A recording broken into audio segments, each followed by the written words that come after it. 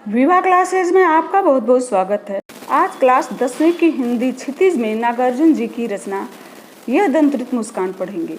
नागार्जुन जी आधुनिक युग के कवि हैं। इनका जन्म 1911 ईस्वी में बिहार में हुआ और इनका देहांत 1998 ईस्वी में हुआ। इनकी भाषा शैली जनसाधारण की बोलचाल में भी है और हिंदी परिष्कृत भाषा में भी है। सतरंगे पंखों वाली, हजार हजार बाहों वाली, तुमने कहा था पुरानी जूतियाँ, इस तरह हिंदी साहित्य में नागार्जुन जी की अनेक सारी कृतियाँ हैं। आइए पढ़ें उनका यह दंतरित मुस्कान। यह दंतरित मुस्कान मृतक में भी डाल देगी जान, धूल धूसर तुम्हारे गात छोड़कर तालाब मेरी झोपड़ी में खिल रहे जलजात। प्रसंग। यह कविता हमारे पाठ्य पुस्तक हिंदी क्षितिज से ली गई है, जिसके रचनाकार नागार्जुन जी हैं। और ये छोटे बच्चे की मोहक मुस्कान से कवि के अंदर जो भावनाएं उठती हैं उसका वर्णन इसमें किया गया है। यह दंतरित मुस्कान मृतक में भी डाल देगी जान। व्याख्या सुनिए। छोटे बच्चे की दंतरित मुस्कान उसे कहते हैं कि जब बच्चा छोटा रहता है, 6 से 8 महीने के बीच में या 9 महीने के बीच में दांत निकलते हैं और उस समय वो बहुत ही प्यारा लगता है, क्योंकि नए नए दांत निकले रहते हैं और जब हंसता है तो बहुत ही सुंदर, बहुत ही प्यारा लगता है। वही कहते हैं, तुम्हारी यह दंतरित मुस्कान मृतक में भी डाल देगी जान।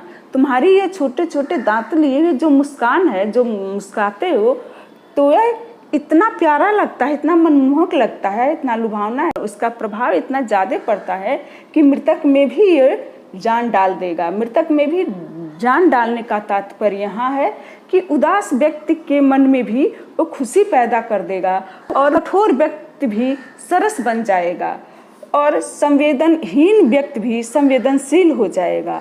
तुम्हारी यह दंतरित मुस्कान, तुम्हारी यह दंतरित लुभावनी मुस्कान देखकर। ये बच्चे भगवान के रूप होते हैं और सचमुच में ही भगवान के रूप जब वो हंसते हैं तो वाकई में बहुत लुभावना होता है। और मृतक में डाल जानने की क्षमता, मतलब वो व्यक्ति को खुश रखने की उसमें अद्भुत शक्ति रहती है। धूल धूसर तुम्हारे ए गात छोड़कर तालाब मेरी झोपड़ी में खिल रहे जलजात। धूल धूसर तुम्हारे ए गात। धूल धूसर मतलब धूल से लगे हुए, एक गात मतलब होता है शरीर। तुम्हारे शरीर में जो धूल लगे, धूल से लिपटे तुम्हारे शरीर देखकर ऐसा लगता है कि कमल के फूल जो है, जलजात मतलब कमल का फूल होता है, कि कमल के फूल जो है तालाब छोड़कर मेरी झोपड़ी में ही खिल गए हैं। इतना प्यारे तुम लगते हो कि जैसे तालाब में कमल प्यारा सा सुंदर सा लगता है, लेकिन तो लग रहा है कि वो तालाब छोड़कर मेरी झोपड़ी में ही खिल गया है। छोड़कर तालाब मेरी झोपड़ी में खिल रहे जलजात। परस पाकर तुम्हारा ही प्राण पिघल बन गया होगा कठिन पाषाण। तुम्हारा स्पर्श पाकर ही इतने प्यारे तुम हो, तुम्हारी मुस्कान इतनी प्यारी है कि तुम्हारा स्पर्श पाकर मतलब तुमको छू कर ही कठोर पत्थर भी पिघल कर जल बन गया होगा। मतलब कठोर पाषाण जैसा व्यक्ति भी, कठोर से कठोर हृदय वाला व्यक्ति भी सरस बन गया हो। तरह तरह की कल्पना करते हैं, तरह तरह की भावनाएं रखते हैं उस बच्चे की मुस्कान को देखकर। फिर लाक्षणिकता में ले सकते हैं कि कठोर से कठोर इंसान भी और संवेदनशील इंसान भी तुम्हारा स्पर्श पाकर सरस बन गया होगा, जल जैसा सरस बन गया होगा, मधुर बन गया होगा। छू गया तुमसे कि झरने लग पड़े शेफालिका के फूल।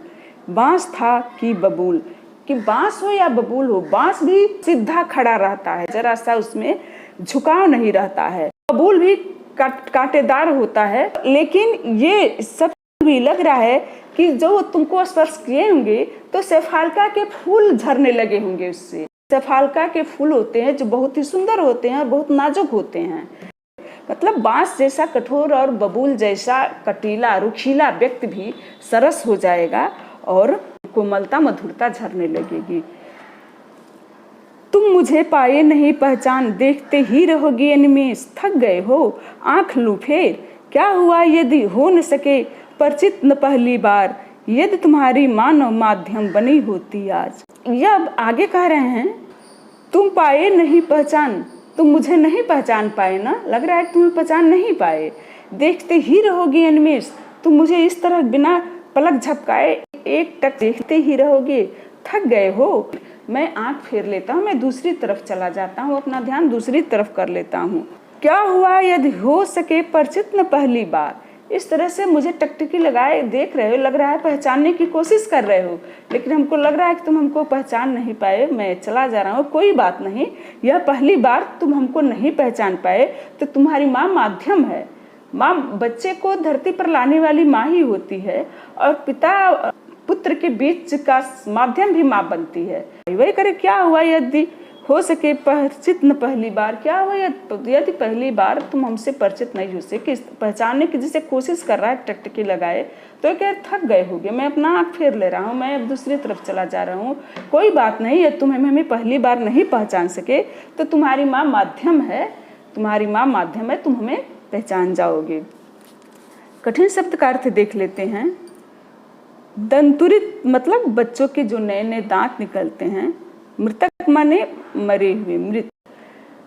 धूल धूसर मतलब धूल से भरे हुए। गात मतलब शरीर। स्पर्श मतलब छूना, स्पर्श करना।